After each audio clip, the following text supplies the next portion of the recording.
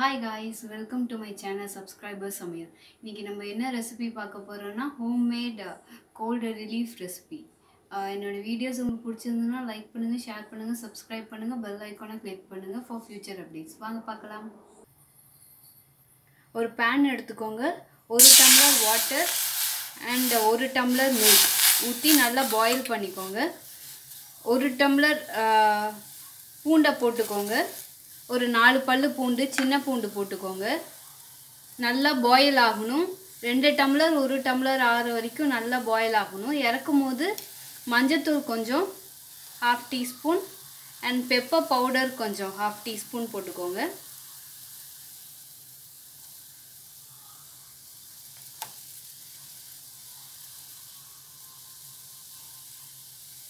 இப்போ நல்லா பூண்டை மசிச்சு விட்டுக்கோங்க.